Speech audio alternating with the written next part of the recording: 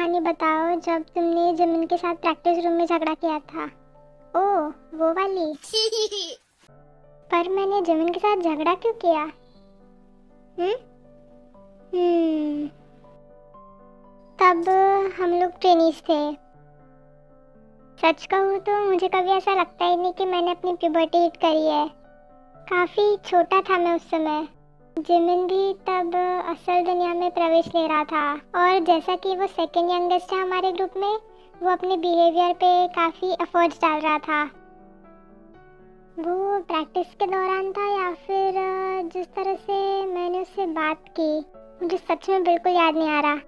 मुझे तो ये तक याद नहीं कि उस दौरान मैं किस तरह से बात करता था। पर वो ऐसा समय था कि जो होबी भाई है ना, वो भी काफ़ी गुस्से में रहते थे। वैसे मेरा नॉर्मली बोलने का तरीका इतना बुरा भी नहीं था। मैं उन लोगों में से हूँ जो जल्दी गुस्सा हो जाते हैं, तो बाकी मेंबर्स ने मुझे इस बारे में चेतावनी भी दी थी।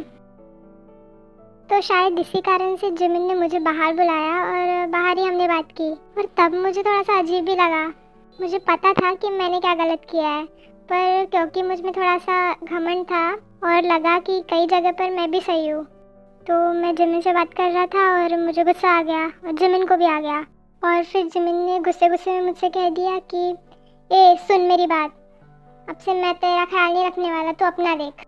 और जिमिन गुस्से से चला गया और प्रैक्टिस रूम में बस मैं अकेला वहाँ पे थोड़ी देर खड़ा रहा। जिमिन वहाँ से पहले ही जा चुका था और फिर थोड़ी देर बाद मैं भी वहाँ प्रैक्टिस रूम से बाहर चला गया। पर प्रैक्टिस रूम से निकलने के बाद मुझे डायरेक्टली अपने डॉर्म जाना चाहिए था, पर मैं वही आसपास घूमता रहा। निराश होकर मैं बस चलता गया। मैं बस चले जा रहा था, न जाने कहाँ आकर पहुँच गया। रास्ते में मेरे कुछ समझ में नहीं आ रहे थे और पता ही नहीं चला कि मैं कहाँ आके पहुँच गया।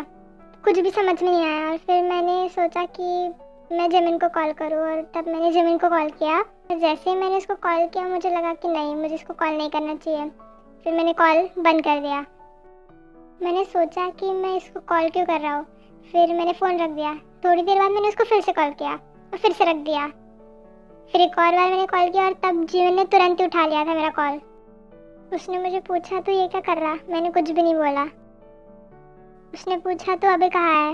मैंने बोला मुझे नहीं पता। और जब भी मैंने कुछ बोलना चाहा मेरे आँखों में से आंसू आ रहे थे और रोते रोते मैंने उसको बोला कि मुझे नहीं पता मैं कहाँ हूँ। उसने पूछा भाई तू कहाँ पे है, तेरे आसपास और क्या क्या है? मैंने बोला यहाँ पे एक सीवीसी दिख रहा है। तू कहाँ पे है भाई, मैं तेरे को लेने आ जाता हूँ। नहीं, टैक्सी लेके मैं खुद घर आ सकता हूँ। और तब अचानक से बारिश चालू हो गई। मैंने जल्दी से टैक्सी ली, उसमें बैठा और घर चला गया। और घर पहुँचते ही देखा तो जिमिन मेरे सामने खड़ा था। वो पता है काफ़ी गुस्से में था और उसने मुझे पूछा कि मेरे भाई तू कहाँ चला गया था? मुझे नहीं पता। मैं जिमिन की तरफ देखकर ज़ोर से चिल्लाया। फिर जिमिन मुझे टेरेस पे लेके गया और हम दोनों ने वहाँ पे बैठ के बस बातें की। उसने मुझे बोला बदमाश, और तब हमारे बीच ही उलझन सुलझ चुकी थी।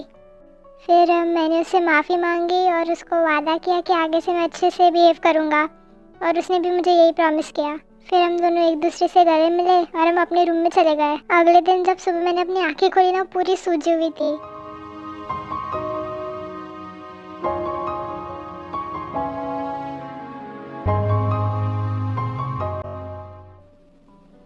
मैं युंगी भाई के कॉन्सर्ट में जा रहा हूँ।